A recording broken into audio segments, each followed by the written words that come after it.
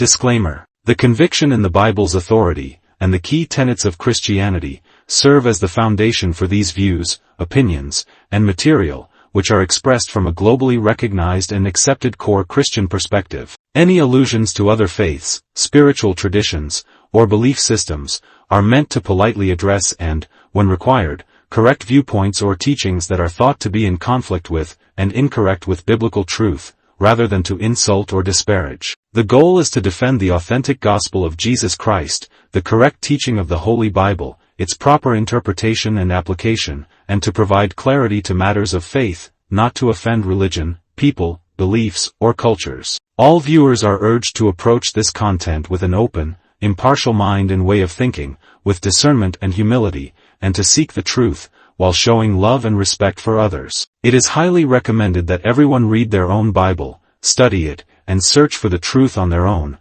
with the assistance of the internet, search engine and artificial intelligence like Google and ChatGPT. Pag-usapan natin ang Iglesia ni Cristo. Isa ito sa mga pinakakilalang simbahan na nagsimula dito sa Pilipinas, itinatag ni Felix Manalo noong 1914. At dahil sa mga kakaibang doktrina nito, naging sentro ito ng maraming mainit na theological na debate. Dito sa ating pagsusuri, titingnan natin ang dalawang pangunahing paraan ng pagkritika na makikita sa iba't ibang sources. So paano mo nga ba sisimulan suriin ang isang pananampalataya na ang buong pundasyon ay nakatayo sa isang propesiya? Well, para sa ilang kritiko, ang isang tila napakakomplikadong debate ay pwedeng mag-ugat sa dalawang salita lang pala. Interesting, di ba? Tara, simulan na nating himayin yan. Okay, para maintindihan natin ito lahat, kailangan nating magsimula sa pinakapundasyon. Ang sentro talaga ng aral ng Iglesia ni Cristo o INC ay yung paniniwala na si Felix Manalo ang huling sugo ng Diyos. At itong claim na to nakabase sa kanilang very specific na interpretasyon ng Biblia. At dahil diyan, may mga pangunahing aral ang INC na madalas nagiging sentro ng usapan o debate. Ilan dito ay yung paniniwalang si Jesucristo ay tao lang, hindi Diyos. Si Felix Manalo ang tinutukoy na huling sugo, na yung orihinal na simbahan ay tumalikod sa pananampalataya at itinatag itong muli ni Manalo dito sa Pilipinas. Dito na ngayon pumapasok yung unang paraan ng pagkritik. Ito yung tinatawag na verse by verse. Isa-isahin natin yung mga argumento ng INC, partikular yung laban sa pagka-Diyos ni Jesus at yung mga sagot dito. Ngayon, tingnan natin yung paghaharap ng mga bersikulo. Ang argumento ng INC, mismong si Kristo raw umamin na siya ay isang tao ayon sa Juan 8:40. Tapos, sinasabi raw sa Oseas 11:9 na ang Diyos ay Diyos at hindi tao. Ang tugon naman ng mga kritiko, oo naman, naging tao si Jesus. Walang duda dyan. Pero ang argumento nila, siya ay Diyos na nagkatawang tao ayon sa Juan 1:14. Hindi raw siya isang nilalang lang. Isa pang mainit na punto, may simula ba si Kristo? Para sa INC, yung sinabing nagmula at nanggaling sa Diyos sa Juan 8:42, patunay daw yon na may pinagmulan siya, may simula. Pero para sa mga kritiko, hindi yun nangangahulugan ng paglikha. Ang ibig sabihin daw niyan ay umalis lang siya mula sa isang dating estado. At ang ebidensya nila? Juan 1:1, sa simula ay ang salita, na patunayan daw na si Kristo ay naroon na bago pa ang lahat. E paano naman yung tungkol sa kamatayan? Sabi ng INC, simple lang, namatay si Kristo, ang Diyos, immortal, so di pwede. Pero ang kontra-argumento naman ay, well, kaya nga siya naging ganap na tao para maranasan ang kamatayan. Hindi raw ito imposible para sa Diyos.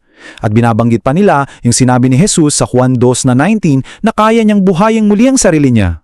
Pero dito na nag-iiba yung ihip ng hangin. May ilang kritiko kasi na nagsasabi na yung ganitong usapan, yung verse by verse, ay parang walang katapusan. Kaya naman, merong silang ibang diskarte. Isang mas diretsyong approach. At itong quote na to mula sa isang online forum, perpektong inilalarawan yun. Tinatawag niya itong Manalo Rabbit Hole. Basically, ang sinasabi ng source na to, kapag pumasok ka sa mundo ng mga interpretasyon ng INC, baka maligaw ka lang sa isang komplikado at nakakalitong maze ng mga argumento. Ayon sa mga kritiko, ang rabbit hole na ito ay nakabase sa isang logical fallacy na tinatawag na circular reasoning. Ano ba to? Simple lang, di ba? Parang yung argumento mo umiikot lang. Nagsisimula ka sa isang premise na siya na rin yung konklusyon mo. In short, para maniwala ka sa mga argumento, kailangan mo munang tanggapin yung pinakaugat ng lahat, ang otoridad ni Manalo. Kaya, yun ang pinakamahalagang tanong dito. Ano ba talaga ang pundasyon na nagpapatibay sa lahat ng mga aral na ito? Ano yung pinakaugat na kapag sinuri mo, baka magbago ang lahat? At dyan na pumapasok yung pangalawang grupo ng mga kritiko. Sabi nila, teka, imbes na isa-isahin natin lahat ng doktrina, bakit di natin tutukan yung isang napaka-espesipikong parirala sa Biblia kung saan nagsimula ang lahat? Kasi ayon sa kanila, ang buong pag-angkin ni Felix Manalo bilang sugo ay nakasalalay lang pala sa interpretasyon ng pareralang mga wakas ng lupa na mababasa sa aklat ni Isaías. Ito raw ang pinakapundasyon ng lahat. Kung mali ito, mali lahat. Okay, so himayin natin to. Panahon, ba, o lugar? Dito na pumapasok yung pinakasentro ng linguistic na debate. Dito nagkakatalo sa interpretasyon ng dalawang salitang yan. So ganito yan, sa side ng INC, ang mga wakas ng lupa ay tumutukoy sa isang specific na panahon, partikular, yung simula ng World War I noong July 27, 1914. Pero kung tatanungin mo yung mga kritiko at mga linguist, sasabihin nila, nako, hindi yan panahon, lugar yan. Ang ibig sabihin daw niyan ay malalayong lupain o yung pinakamalayong dako ng mundo. So paano nila nasabi yan? Well, tiningnan nila yung original Hebrew, yung Kitsot Haaretz. Nakita raw nila na sa konteksto ng Isaias, palagi itong ginagamit kasama ng mga salitang tumutukoy sa lugar tulad ng mula sa pinakamalayong sulok nito. Ayon sa mga scholar, ito ay tumutukoy sa 4 na direksyon: hilaga, timog, silangan at kanluran. Kaya para sa kanila, malinaw na distansya ang tinutukoy, hindi panahon. Kaya naman, para sa mga kritiko, ang interpretasyong ito bilang panahon ay isang pagkakamali na may malawakang implikasyon. Bakit? Kasi ito raw yung mismong linchpin, yung parang isang malit na tornilyo na kung tatanggalin mo, guguho ang buong istruktura na pag-aangkin ni Manalo bilang propeta. So para i-wrap up, nakita natin yung dalawang magkaibang landas o diskarte sa pagsusuri ng mga doktrina ng Iglesia ni Cristo base sa mga sources na sinuri natin. Sa isang dako, meron tayong the theological deep dive, yung malalimang pakikipagdebate sa bawat bersikulo lalo na tungkol sa pagka-Diyos ni Kristo. Sa kabila naman, yung foundational takedown, yung pagtutuko sa isang critical na maling pagsasalin daw na kung mapatunayan ay wawasak sa mismong otoridad ng tagapagtatag. At dito ko kayo iiwan sa isang tanong na pwede nating pag-isipan. Sa paghamon sa isang paniniwala, ano nga ba ang mas efektibo? Ang gibain ang bawat argumento, isa-isa, o ang tanggalin ang mismong pundasyon na kinatatayuan ng lahat nun?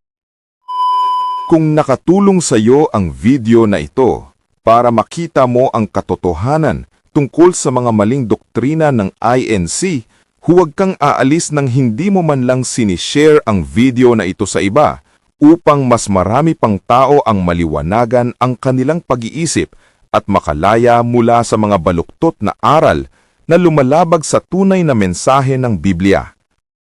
Ating pakatandaan, ang salita ng Diyos ang siyang hindi kailanman nagbabago at anumang doktrinang nakatayo sa kapangyarihan ng tao ay hindi kayang tibagin o buwagin ang mga katotohanang pinapahayag sa banal na kasulatan. Kung gusto mo pa ng mas malalim na pagpapaliwanag, mas matibay na pagsasaliksik at step-by-step na pagtuturo kung paano ipagtanggol ang tama at matuwid na pananampalataya, mangyaring pakiclick mo ang like at ang subscribe buttons na iyong makikita sa ibaba nitong video at i-on ang notification bell. Sama-sama nating ipahayag ang katotohanan at ituwid ang maling katuruan gamit ang salita ng Diyos. Maraming salamat sa iyong panunood at sa iyong pagtangkilik sa aking YouTube channel.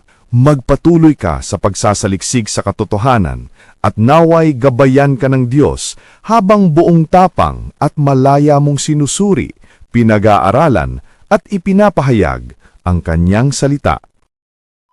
My children, hear the word of truth, for the kingdom of heaven is at hand. Open your hearts.